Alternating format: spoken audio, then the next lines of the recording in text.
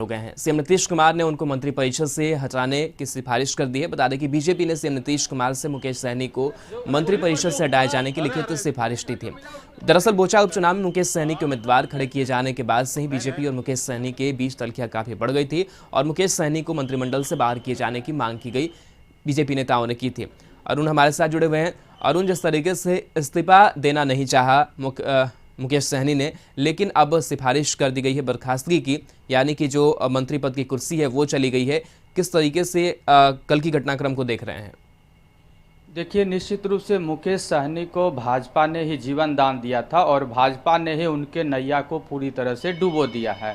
चूँकि मुकेश सहनी 2020 के विधानसभा चुनाव से ठीक पहले वो महागठबंधन में थे। लोकसभा का चुनाव भी उन्होंने महागठबंधन के साथ लड़ा था, लेकिन 2020 में जब वो डिप्टी सीएम बनाने की मांग कर रहे थे, घोषणा करने की मांग आरजेडी से कर रहे थे, तो आरजेडी ने मना कर दिया था। उसके बाद रिश्ते में तनाव आया था और भाजपा ने उन्हें शरण दी थी। भाजपा ने न सिर्फ अपने उनके साथ लाया बल्कि अपनी सीट भी दी। और जिस तरह से यूपी चुनाव में मुकेश सहनी उतरे, योगी और मोदी के खिलाफ बयानबाजी की और उसके बाद विधान परिषद के चुनाव में जब उन्हें सीट नहीं मिली और उन्होंने अपने प्रत्याशी उतारे और बोचहा को लेकर जिस तरह से दोनों के बीच बयानबाजी हुई और दोनों की तरफ से प्रत्याशी खड़ा किया गया, तो भाजपा ने यह मान लिया था कि अब मुकेश सहनी से किसी तरह का रिश्ता नहीं रखना है। यही वजह है कि भाजपा के दबाव में नीतीश कुमार भी मुकेश सहनी को बचा नहीं पाए। जिस दिन बिहार के सांसदों के साथ पीएम मोदी ने बैठक की थी, अनौपचारिक चर्चा की थी, उसी दिन वीआईपी के 3 विधायक भाजपा में शामिल हो गए। और जब नीतीश कुमार योगी के सीएम के शपथ समारोह में पीएम मोदी से मिले और वहां से जब वापस आए तो कल होकर ही उन्होंने राज्यपाल को अपनी अनुशंसा भेज दी है। यानी मुकेश सहनी अब बिहार सरकार के, नीतीश सरकार के मंत्री नहीं रहेंगे।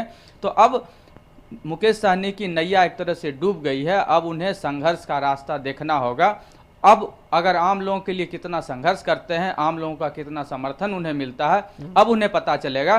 क्योंकि 2020 के चुनाव में भाजपा और नीतीश कुमार के सहयोग से वो चुनाव लड़े थे और उसी सहयोग से उन्हें 4 सीट पर जीत मिली थी। हालांकि वो खुद हार गए थे, इसके बावजूद बीजेपी ने उन्हें विधान परिषद बनाकर मंत्रिमंडल में शामिल करवाया। अब कहा जा सकता है कि अब मुकेश सहनी का संघर्ष का रास्ता शुरू होगा। अब उन्हें सड़क पर आकर संघर्ष करना होगा अगर उन्हें राजनीति में बने रहना है तो।